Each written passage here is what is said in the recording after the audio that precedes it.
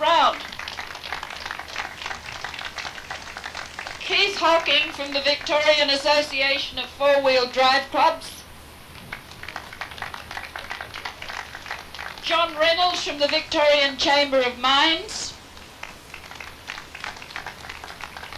Tony O'Brien from the Victorian Field and Game Association. Peter Stewart from the Australian Deer Association.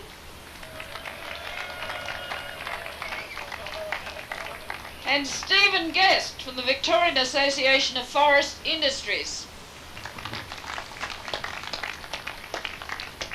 Let me assure you right from the start to make one thing perfectly clear. We're not here to oppose the National Alpine Park. That's a reality. We are concerned about its management. We want to make the government realise, at the end product of this rally, that they've got to take account of our concerns about management. We want them to understand that to manage this park so that we can enjoy and use it and enjoy this vast area. We want to make them understand that conservation doesn't have to also mean exclusion. As they are at the moment, the proposed management plans are overly restrictive. They rely heavily on regulation. They're going to restrict access and they're going to close out commercial activities. We're not alone in our concerns, I promise you. The Victorian Parliament is worried about the management plans. In fact, it has legislated for the management plans to be reviewed by the Parliament prior to their implementation. So we've got the Victorian Parliament on our side. The Land Conservation Council of Victoria itself has strongly supported the view that conservation is not just exclusionist preservation.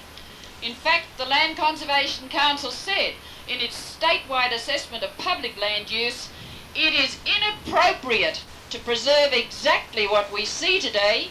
Ecosystems are dynamic entities. What we need to conserve are the processes that maintain life and enable it to continue and respond to change. And it also said it's not feasible to protect all nature conservation values in every area because it's being translated into a preserve it, close it down, lock it up and throw away the key mentality, which threatens our living standards and therefore our ability to care for the environment in the future, unquote. So some Federal Labor politicians are on our side. And I suggest to you that the Almighty might be on our side because we think that band you see behind us all locked up. People who use public land have a wealth of knowledge which CF&L should be regarded as conservationists might incorrectly consider to be environmentally unsound.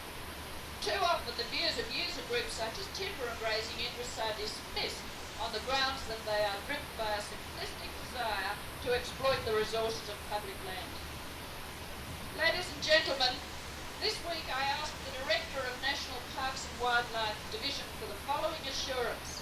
Mr. Don Saunders, who has provided me with that very assurance, so this rally has already had an initial couple of bumper stickers.